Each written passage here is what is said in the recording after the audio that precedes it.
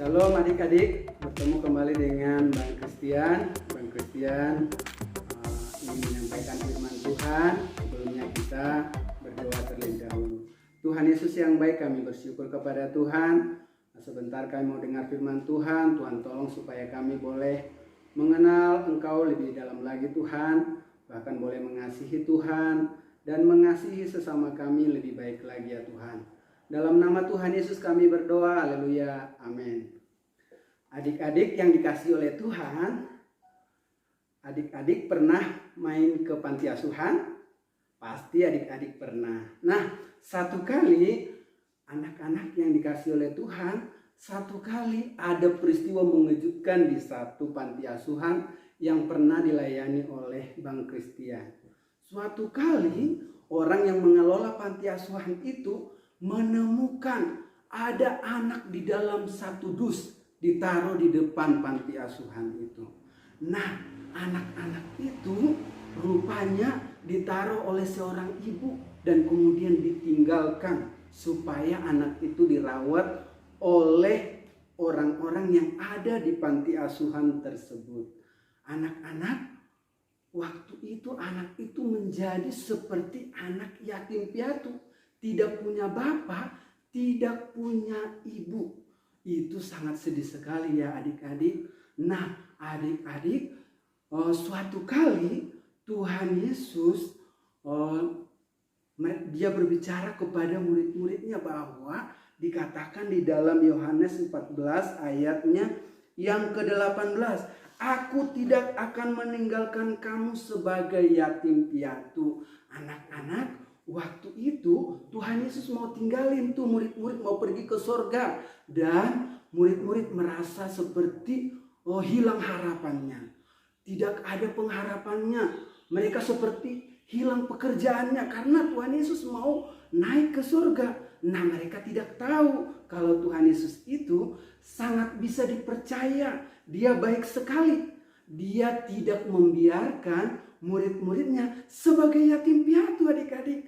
Dia akan datang kembali, tapi bukan dalam bentuk fisik, tapi dalam bentuk roh. Benar juga adik-adik, ketika Tuhan Yesus sudah naik ke surga, pada waktu 10 hari setelah peristiwa Tuhan Yesus naik ke surga, Tuhan Yesus datang dalam bentuk apa? Dalam bentuk Roh Kudus. Untuk apa? Untuk menolong setiap orang yang sudah percaya kepada Tuhan Yesus agar mereka boleh kuat menjalankan iman di dalam Tuhan Yesus. Karena menjalankan iman sebagai orang yang percaya kepada Tuhan Yesus adik-adik tidak gampang.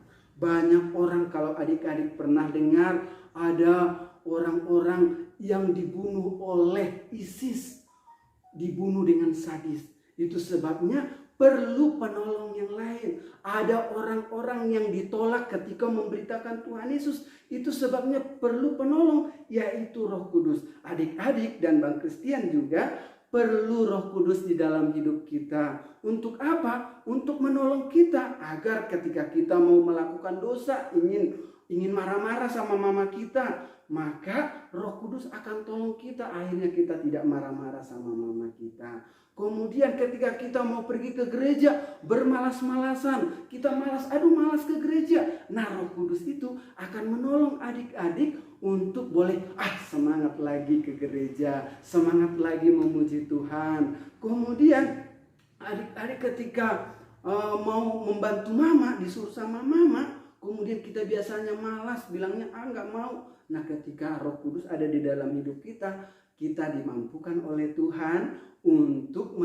mentaati mama kita, mentaati guru sekolah minggu, mentaati mentaati orang-orang yang perlu ditaati sama kita, sama Bang Christian dan juga adik-adik. Jadi adik-adik, Roh Kudus akan menjadi seperti bapa dan mama buat kita.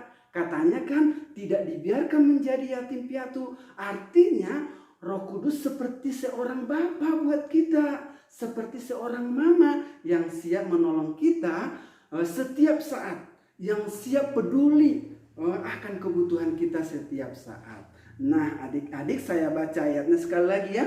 Aku tidak akan meninggalkan kamu sebagai yatim piatu. Aku datang kembali kepadamu. Jadi Tuhan Yesus akan selalu bersama kita, menolong kita untuk menjadi berkat bagi banyak orang. Sama-sama katakan bersama dengan Bang Christian, Roh Kudus adalah penolong hidupku. 2, 3 ya. Roh Kudus adalah penolong hidupku. Benar adik-adik.